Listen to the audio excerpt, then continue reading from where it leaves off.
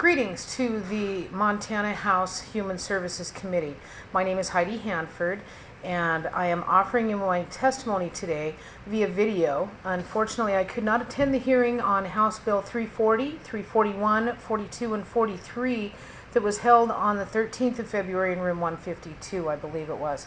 So what I am doing today is I am videotaping my testimony for you folks. I hope you will take it to heart and pretend that I was just right there at that podium for you and take this very seriously. I stand before you today to speak on behalf of patients from all across Montana, on behalf of Patients Out of Time, and for the children of Montana. First off and foremost, this child right here, Cash Michael Hyde, who we lost this past November due to lack of access to cannabis oil. So right there is Cashy. I fight every day now for Cashy and children just like Cashy who had serious illness and issues. And their family was very brave and strong and chose to fight Cashy's cancer with cannabis oil. Now, that is a huge part that a lot of people do not realize is missing in SB 423 is access to oil and labs for patients for safety. No matter what the patient or what the age, cancer affects each and every one of us every day in one way or another, be it our family member or somebody we know. But it is prevalent in Montana, especially in the Libby area and some of the other areas that were heavy with mining. So we do have a lot of those concerns that we need to address. And one thing that I witnessed in the testimony that I watched today from the entire hearing from yesterday is that nobody talked about the patients. They all talked about the industry and actually got off topic with the bills. So I would like to address some of these bills here and let you know that there are fantastic things happening out here. Apologize for not being able to be there in person. The same time this hearing was going on, I was actually at the University of Central Florida, the second largest college campus in our nation, educating college kids there on the benefits of medical cannabis and pediatric application. So I truly hope you'll take my words to heart and understand where I'm going with this bill. I want to address the facts. I understand we are talking about not the benefits of cannabis, but I do truly believe that it is very important for you folks to understand that you don't necessarily understand everything that's going on out here either. And I really find it troubling that everybody wants to keep the black market out of Montana and essentially put your head in the sand. You know, if I don't see it, it's not going on, and that kind of thing, when it is. I'll tell each and every one of you, and I've spoken to many people publicly and in person, eyeball to eyeball. I get calls from patients all across Montana, and I have ever since before this bill was even put into act. And they're calling me, telling me that they don't have access where they are because there are so few providers, and that they have to go and turn to their kids. So it's not out of the schools, it is in the schools, and it's in the high schools, and it's in the colleges. So if you think that you're winning the battle with 423 as it is now, you're not. The black market is more prevalent than ever, and they do not ID our children. I'm very concerned about that. Yes, I want to see pediatric application for children in Montana who need it, who are seriously ill. Children just like this one right here, who had every right to liberty, freedom, and the pursuit of happiness like everybody else in Montana. But nobody else stuck up for Cashy Hyde and these children who need this medicine to help them. And with the way that access is now, a child like Cashy, who was diagnosed with a stage 4 tumor of any kind, or basically any type of cancer, the way that this law is written, good luck for one, finding a doctor, and for two, gaining access to safe oil.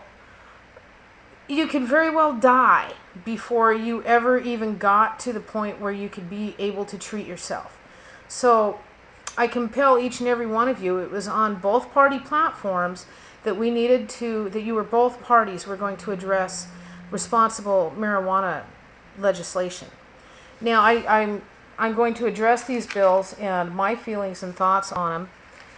341 will be the first, or 340 actually is a real stickler, and everybody wants to talk about the doctor caravans and that type of issue. And I understand that. I was not appreciative of what happened. I turned down money, advertising money from the same individual who conducted the exact same problems because I did not support that behavior. So to hold each and every one of us accountable for one person's actions, I really think is unfair. And with HB 340, we've got to eliminate that requirement. You want to talk about doctors and how many patients they have and what they should have for a caseload. Well, how about we not wave the heavy hand of the law against them so that they can feel free to do their duties as well, and we can have more Montana patients or physicians step forward, because that is a huge problem. Physicians are afraid of losing anything within their work, job, or title. They'd rather have their identity stolen than their medical license messed with.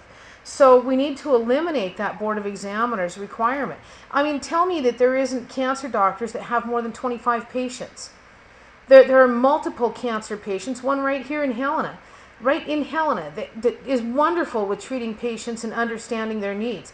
So unless anybody there in the legislative session in this House and Human Services Committee has the doctor's degree to get behind this, or unless they've went to Patients at a Time and taken the certification and training that is offered by my group to train and physicians and nurses in the medical application and therapeutics that are sanctioned and approved by the American Medical Association as well as the American Nurses Association, then I think we ought to let the doctors do their job and not be hitting them with a hammer, and encourage more Montana doctors to come forward so that we don't have the rampant abuse. There's another approach, but limiting a doctor's license is unheard of. They don't do it in any other industry or any other area that I've ever witnessed it in. So to me, this, to even have that parameter on the law when it was initially drawn up was, pardon my words, I'll be polite, but insane. It was just not, wow, it was really a breach of stepping into a doctor's duties. So I really hope you folks hear from some doctors on that. I think it's critically important that you hear from them, or at least ask some other physicians questions regarding this type of legislation, and if it would fly in any other area regarding opioid treatment, cancer treatment, the drugs that kids are given in cancer, or even adults. Any people are given massive amounts of drugs, and if they would ever limit a cancer doctor's ability to practice like that without being fully investigated at all times. So I really do take huge issue with 340. On House Bill 341, allowing compensation. I don't know where all this free stuff came from, because Montana Power, or actually, sorry, Northwestern Energy, who is the only energy provider in Montana on a majority basis, they most certainly don't give away their electricity for free. And if you're knitting a washcloth, they don't give you the yarn for free. So I really believe that people need to be paid for their duties. And so I can't help but support 341. Regarding 342, removing limitations of patient numbers. That is huge. Cancer isn't picky. So when you can go and limit how many people cancer is going to pick on and how many people cancer is going to go and affect, then I think this would be a great part of the law, because then we could stop it at the disease level. But until we can stop it at the disease level, we need to allow every patient to have every right. And when we restrict the limitations of patient numbers, how many gardens do you want across the state? Honestly, if we've got right around 8,000 patients and they all have to have somebody else growing for them, how many gardens is that going to be across Montana, whether they're private or listed with all of the requirements to be a provider? I don't think that eliminates the black market. That more like opens the door and lets them run right back in here. So I really want you to think about this, and removing limitations of patient numbers. Patients rely on this. This is huge to a patient because they need to be able to find access and find help. And I have so many, I can't refer anymore to people because they're full.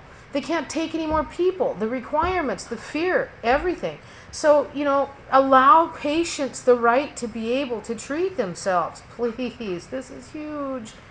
And then regarding 343 and eliminating the record keeping and unapproved inspections. Now, I agree, and I fully think that if we had a tight seed to sale regulation bill, that would be a tight, beautiful requirement. But as it is now with SB 423, law enforcement is the regulator. That isn't very inviting, and I just really don't think it's very fair to do to these people, or to identify all the patients to people. especially with the DOID bill coming through for THC and NG levels. Montana is a very small state, very small town. People are entitled to their privacy, privacy rights. Privacy is very important to people. What's happened here with these bills is they have totally eliminated any privacy for patients that they used to have. So they're completely outed to their community, whether they know it or not. Law enforcement has their name and number. If that DOID THC bill with the NG level goes through, they can very well go and identify every one of them. And you know, there's just some really backwards things going on here. So, you know, if we had an administrative agency, which a regulation bill would fund, and that's where we also need the monetary value included in this. You know, nobody wants to do all this and get away with something. There are honest people out here that want to help people. And that's who I'm fighting for, the people who want to help. And I've been dealing with them ever since this law has been tried to be enacted. And I just really think it's hugely important you open your heart and open your mind and really pay attention. Now, I went on for about 10 to 11 minutes here. I saw that testimony was shortened up, and everybody was going to be given 3 minutes per bill, so I'm going to run it into about 12 minutes and talk about a couple other things, maybe 13 because I've had to do some housekeeping, but I am going to keep it concise. And I just really hope that you folks will look at what I've talked about here, and if you have any questions, please feel free. Email me at cashieslaw@gmail.com. That's cashieslaw@gmail.com. Or call me anytime with a question, 202-760-1924. I am not afraid to have open dialogue. I believe we need to talk about this so you folks understand what is happening with the sickest of the sick Montanans. And please allow them every opportunity to save their life. Those are the people that I'm dealing with every day. And it's so hard to hear them when they don't have help, they can't get oil, they're scared, they have other people who have oil, how come we can't have oil, what happened to the labs? You know, all of that is hugely important and we need to bring that back. Now, these bills in no way do that. They don't bring all of that back, but they do offer some safety and protections to the people that are out there. And, you know, there was a lot of talk about responsibility. And I believe it is the responsibility of both of your parties, both Democratic and Republican parties, stated that they were towards responsible cannabis legislation this session. I believe that these 4 bills are responsible in a manner to helping the patient, because we've really been kicked in the teeth here for the past year and a half, 2 years. I've watched people die who should not have died in my mind. And if they would have had access to oil, they could very well still be here today. And so I really hope that you folks will work forward on that with me and really look at the responsibility and what is truly important to people, and as far as rights for people. You know, we're not questioning whether marijuana is medicine here. We've got documented proof. There's zillions of studies. The federal government has a patent on it. And so, you know, it's not even that issue. It's a matter of doing what's right for Montanans. And what happened with SB 423, it was hastily construed, and we really had a horrific loss that is known nationally and worldwide when Kashie Michael Hyde died. Many of you may not have been paying attention to that, but this is a national and international embarrassment in Montana. And I am all for the kids. I have raised my kids in Montana. They go to Montana schools. I don't want my kids using cannabis before they're 18 and should be making any decisions like that or harming their brain. I get all of that. But children just like this, like Kashie Hyde right here, they deserve just as many chances as anybody else out there to not be hurt when they're fighting disease. Cannabis is the most non-toxic thing that can help these people and these little kids. It doesn't kill them. It doesn't kill their brain cells. Like, look at the other drugs that they're given. The fentanyl, the major oxycodone, methadone, morphine. The list goes on and on and on. So let's truly look at giving parents a choice when it comes to saving a life, that they can have every opportunity available to them, not have to hunt crazily for a doctor or even a provider. And then if you restore some of the funding back to it, these providers can give to these patients. And they will. We've got great donation programs going on in Colorado. If you have a cancer diagnosis, you're indigent and they give you your oil. We can't do that in Montana.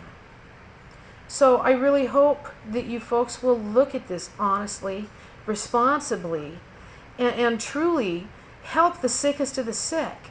We can protect the kids. We can, but we have to work together on it. So I really hope that you will support these bills and watch for further regulation coming down the pike. That's going to be very important that we have that getting put into place so we can help as many as possible and remove any burdens from law enforcement and get them out of regulating an industry that they really have no business being involved in when it's a medical industry. So thank you very much for your time. I am available for any questions anytime.